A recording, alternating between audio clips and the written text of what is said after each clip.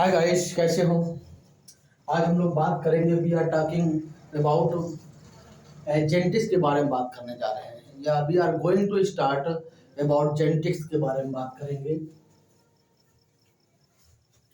सबसे पहले हम लोग इंट्रोडक्शन की बात करेंगे। जेनेटिक्स के पहले भी किस वैज्ञानिकों ने जेनेटिक्स के बारे में अध्ययन किया था। तो हम लोग इसका इंट्रोडक्शन के बारे में बात करेंगे, किसने टर्म दिया था और कौन से फादर ऑफ जेनेटिक्स थे, क्योंकि कभी कभी बेसिक कंसेप्ट से भी नीट एग्जामिनेशन में पूछे जाते हैं। तो सबसे पहले हम लोग जेनेटिक्स की बात करते हैं। बेटा, जेनेटिक्स क्या है? ये जेनेटिक्स, तो जब हम लोग इंट्रोडक्शन की बात करते हैं बेटा इसका, तो इंट्रोडक्शन में हम लोग फर्स्ट ऑफ ऑल बात करेंगे किसका, कि इसका टर्म किसने दिया था। जो टर्म दिया था वो किसने वैज्ञानिक थे? टर्म देने वाले वैज्ञानिक थे आपका बेटसन थे।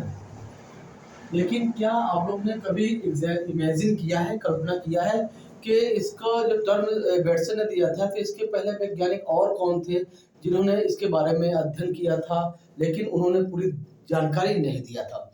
तो वो आते हैं आपके कार्ल और डार्विन आते हैं। तो कार्ल एंड डार्विन के अकॉर्डिंग, क्योंकि ये वैज्ञानिक आपके ग्रेगर जॉन मेंडल से पहले ही पैदा हो गए थे। इनका एक कंसेप्ट था प्री मेंडेलियन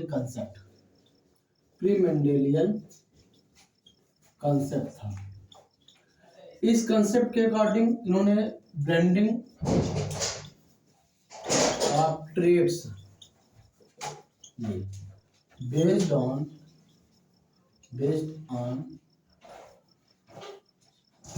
ब्लेंडिंग ट्रेड्स, इसके अकॉर्डिंग उन्होंने ट्रेड मिक्स, यानी कि इन्होंने इसका प्रयोग किया था डोमेस्टिक एनिमल में। तो डोमेस्टिक एनिमल में इन्होंने ऐसा बताया था कि कंसेप्ट को इन्होंने ये कहा था कि जो काउस होते हैं, काउस के जो ऑक्स हैं यानी कि गाय हैं, इन दोनों के जो बच्चे, पेरेंट्स जो होते हैं, इनके बच्चे जो होते हैं इनसे काफी मिलते जुलते होते हैं। ऐसा इसलिए होता है क्योंकि ये डोमेस्टिक ट्रेड्स के ही कारण होते हैं, ये ब्लेंडिंग ऑफ ट्रेड्स के ही कारण हो रहे हैं, ट्रेड मिक्स के कारण होते हैं। ऐसी जानकारी पहले थी जब जेनेटिक्स नहीं थी, लेकिन बाद में आपके जो सही विस्तार रूप से वैज्ञानिकों ने अध्ययन किया था उसका नाम था ग्रेगर जॉन मेंडल। इसीलिए that's why Gregor John Mendel को फादर ऑफ जेनेटिक्स कहा जाता है। तो फादर ऑफ जेनेटिक्स, नेक्स्ट जो क्वेश्चन बनता है, फादर ऑफ जेनेटिक्स कौन थे बेटा? ग्रेगर जॉन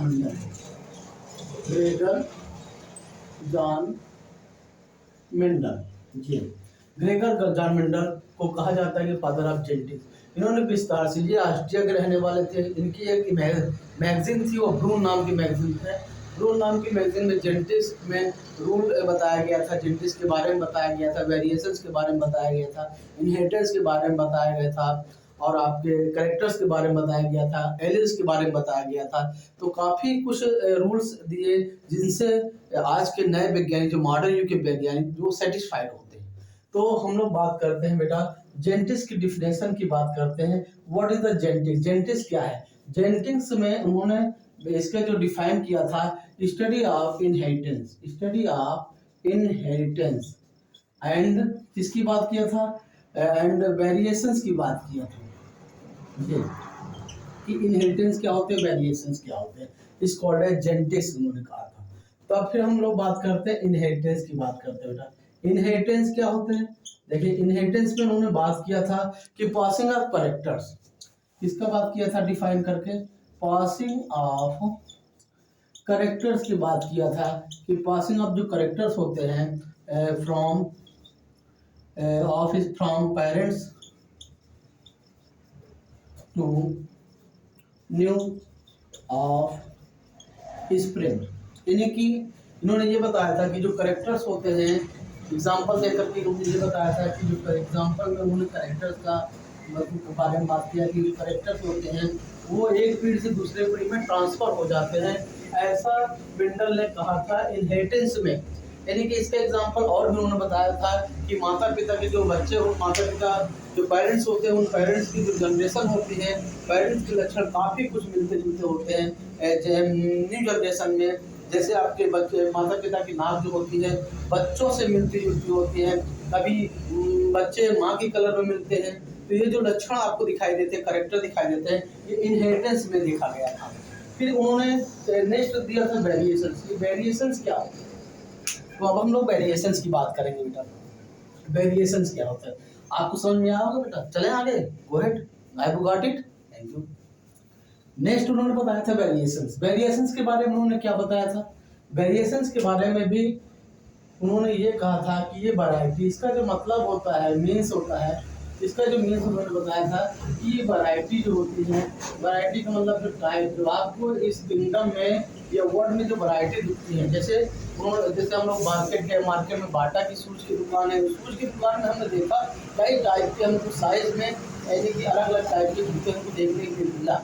तो ये जो वैरायटी हमको दिखती है ये वेरिएशंस के कारण दिखती है। इसी प्रकार क्या होता है, एनिमल में भी देखने मिलती है, प्लांट में भी देखने मिलती है। जो वैरायटी, जो टाइप्स देखने मिलती है वो वेरिएशंस के कारण होती है। इसका उन्होंने जो डिफाइन किया था वो क्या डिफाइन किया था? Degree, degree by which, degree by which of spring differences from parents। ये आप स्प्रिंग डिफरेंस होते हैं, नए बच्चे जो नई जनरेशन होती है वो पेरेंट्स से भिन्न होते हैं। किसके कारण डिफरेंसेस होता है? वेरिएशंस के कारण होता है। इसको उन्होंने ऑल्सो नोन एज वेरिएशंस कहा। क्या कहा बेटा? वेरिएशंस कहा। अब हम लोग बात करते हैं सब इम्पोर्टेंट टर्म की बात करते हैं, सब बेसिक इम्पोर्टेंट टर्म की बात करते हैं।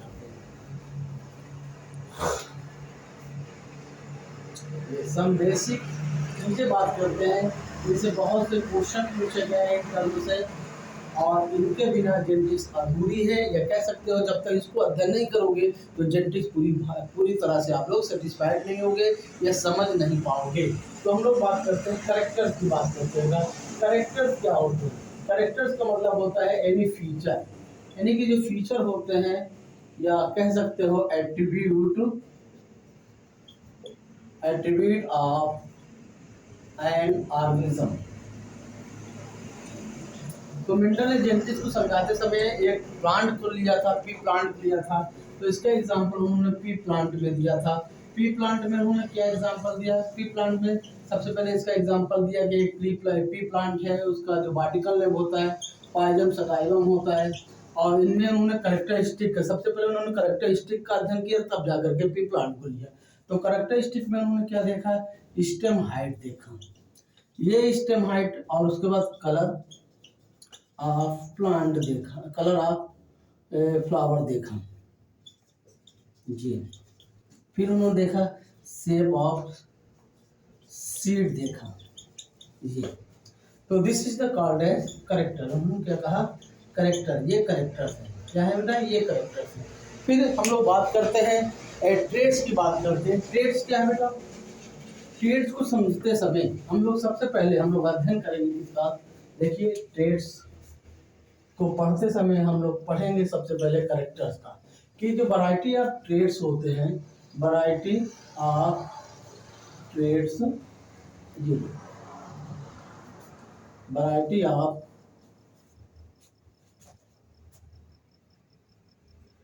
ट्रेड्स, ये variety of trades, variety of character, sorry variety of character ji.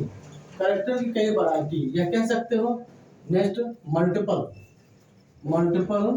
Of trades, multiple of variety of character, multiple variety of character, ये इसका दो तत्व है। यानी इसका एग्जाम्पल उन्होंने लिया था कि एग्जाम्पल ये कहा था कि जो पौधे का जो करेक्टर्स होते हैं, करेक्टर कौन कौन से बेटा थे? आपका फ्लावर कलर था, फ्लावर कलर में वो दो टाइप के मटर के प्लांट पे फ्लावर देखा था, एक आपको वाइट देखा और एक आपको वायलेट देखा। और ये फिर देखा आपको स्टेम हाइट देखा। स्टेम हाइट के आधार पर दो प्रकार के प्लांट का अध्ययन किया था, एक टॉल को और एक इसका डार्क को। तो ये सब चीजें क्या है आपका ट्रेड्स हो जाती है। क्या हो जाती है? ट्रेड्स हो जाती है। ओके, समझ में आया? Have got it? आगे बढ़े। Next, this is the traits, ये ट्रेड्स। फिर हम लोग बात करते हैं किसका,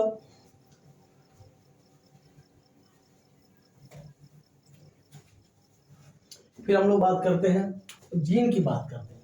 ये जीन में बहुत से क्वेश्चन नीट एग्जामिनेशन में पूछे गए। अभी पढ़ाने के बाद हम ट्यूशन भी करवाएंगे, प्रैक्टिस भी होगी इसकी।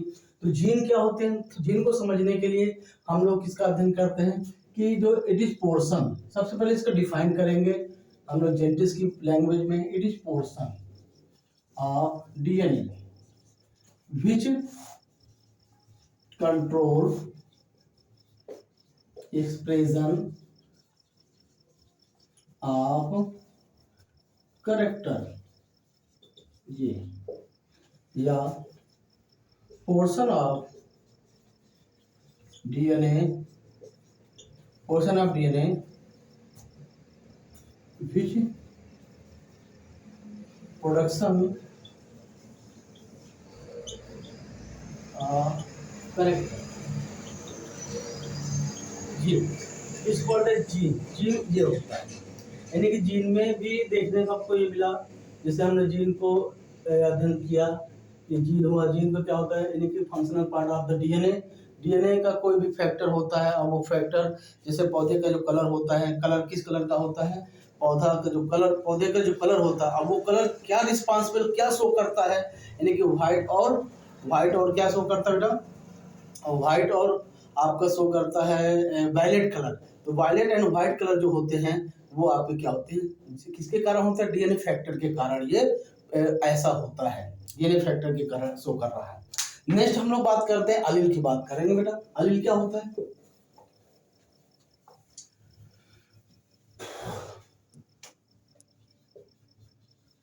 ये अलील का जो डिफाइन करते हैं हम लोग, सबसे पहले इसका डिफाइन जो करते हैं या जेनेटिक्स की लैंग्वेज में डिफाइन करेंगे, अल्टरनेटिव फॉर्म ऑफ जीन। ये अल्टरनेटिव फॉर्म ऑफ जीन कहाँ देखने मिलता है, इसका एग्जांपल हम लोग लेंगे। ये आपका भाई डीएनए बना, ये डीएनए। अब ये डीएनए में जो जीन होती है, जीन जो होती है इज जीन फॉर फ्लावर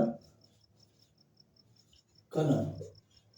फिर देखिए ये आपकी जीन हो गई है, ये जो जीन हो गई ये आपका फ्लावर कलर। अब ये फ्लावर कलर जो होते हैं दो टाइप के होते हैं, एक आपका वाइट होता है, एक आपका वायलेट होते हैं। तो ये वायलेट एंड जो वाइट कलर के जो फ्लावर होते हैं वो किसके कारण शो हो रहा है बेटा, वो अलील के कारण होता है। ये जो दो ट्रेड्स होते हैं, टू ट्रेड्स जो होते हैं, दो टाइप्स के, एक वाइट टाइप्स का फ्लावर बनता है, एक वायलेट टाइप्स का फ्लावर बनता है। तो ये जो दोनों टाइप्स के अलग अलग फ्लावर बन रहे हैं, तो ये किसके कारण होता है, अलील के कारण हो रहा है। किसके कारण हो रहा है, अलील के कारण। तो दिस इज कॉल्ड एज अलील। समझ में आया बेटा? Thank you. गो अहेड, आगे बढ़े। ओके, नेक्स्ट हम लोग बात करते हैं किसका बेटा, अब इसमें से जो क्वेश्चन अभी हमने कहा था वीडियो को पढ़ाते समय या इस चैप्टर को समझाते समय कि जीन से दो तीन क्वेश्चन ऐसे होते हैं जो पूछे जाते हैं नीट एग्जामिनेशन में। अब वो क्वेश्चन कैसे बनते हैं नीट एग्जामिनेशन में देखना होगा आपको। पहला क्वेश्चन क्या बनेगा, जीन इज लोकेटेड ऑन, ये। तो इसका जो आंसर होगा, पहला होगा आपका डीएनए, और दूसरा आपका क्या होगा, डीएनए हो गया पहला, क्रोमैटिन ऑप्शन, और तीसरा हो गया ऑप्शन आपका क्रोमोसोम। क्या हो गया बेटा, क्रोमोसोम, और तीसरा क्या हो गया, आल। क्या हो गया, आल। तो इसका जो सही आंसर होगा, जीन केवल का, जीन देखिए डीएनए में भी पाया जाता है, क्रोमैटिन में भी पाया जाता है, क्रोमोसोम में पाया जाता है, आल इन सब में पाया जाता है। यानी कि इसका सही आंसर हो गया आपका आल। क्या हो गया, आल। डी आंसर, डी ऑप्शन इसका सही हो गया।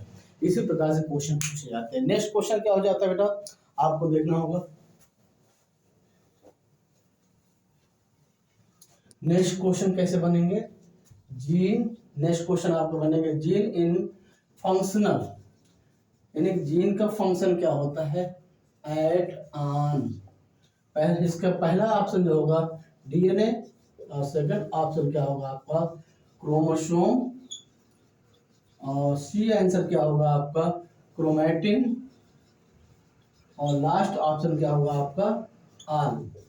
तो देखिए जीन का जो फंक्शन पार्ट होता है, gene is functional part of the DNA, DNA का फंक्शन पार्ट होगा। राइट आंसर यही, करेक्ट आंसर यही होता है, ये आपका आंसर बन जाता है। तो इस प्रकार in this type of the question are appearing in the NET examination. Thank you very much. आज का वीडियो यहीं तक, आज का लेक्चर यहीं तक। अब नेक्स्ट लेक्चर नेक्स्ट वीडियो में चलेंगे। Thank you all the most.